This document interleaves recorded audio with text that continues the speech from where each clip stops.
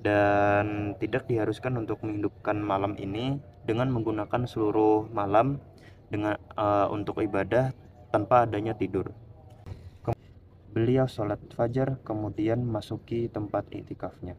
Hadis riwayat muttafaqun alaih.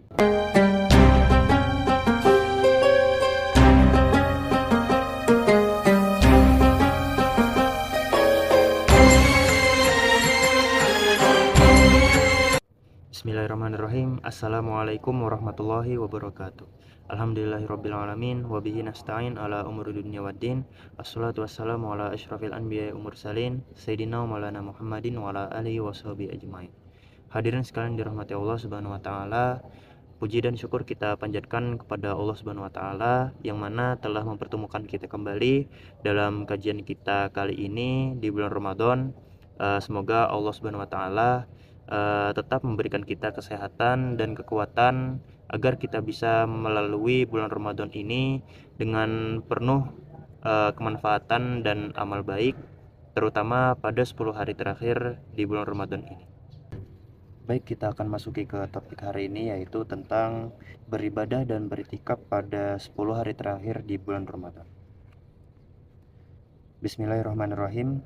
Wabihi laikol wa an Aisyah radhiyallahu anha qalat kana Rasulullah sallallahu alaihi wasallam idza dakhala al-ashru shadda mi'zarahu wa ahya lailahu wa ayqaza ahlahu. Muttafaqun alaih.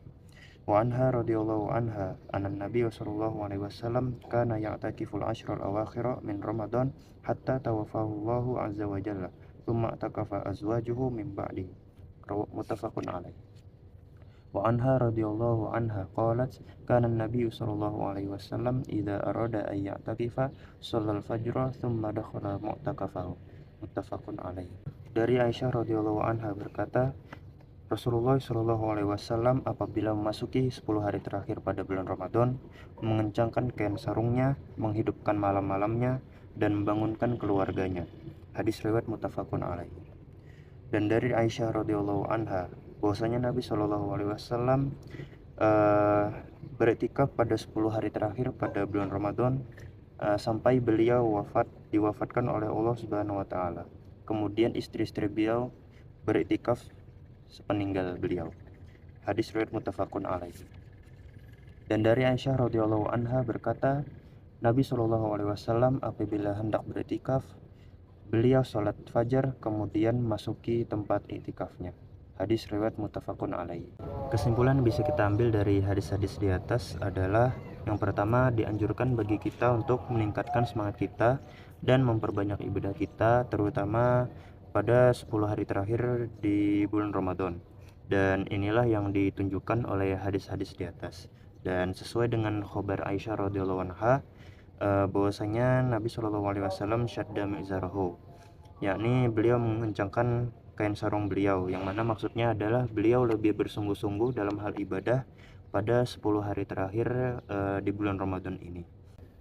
Kemudian Nabi Shallallahu alaihi wasallam juga ahya lailahu, atau menghidupkan malam-malam pada 10 hari terakhir di bulan Ramadan, yang mana di sini adalah memperbanyak ibadah pada waktu malam, dan tidak diharuskan untuk menghidupkan malam ini dengan menggunakan seluruh malam untuk ibadah tanpa adanya tidur. Kemudian Nabi Shallallahu alaihi wasallam juga ayqaza ahlahu, atau membangunkan keluarga beliau, yang mana membangunkan di sini maksudnya adalah untuk sholat dan ibadah. Dan ini menjadi contoh untuk kita agar kita bisa membangkitkan semangat orang-orang yang di sekitar kita untuk beribadah dan bersungguh-sungguh di dalam 10 hari terakhir pada bulan Ramadan. Dan dikarenakan 10 hari terakhir pada bulan Ramadan adalah penutup Ramadan, yang mana di dalamnya terdapat banyak fadilah-fadilah, dan terutamanya fadilah malam Lailatul Qadar.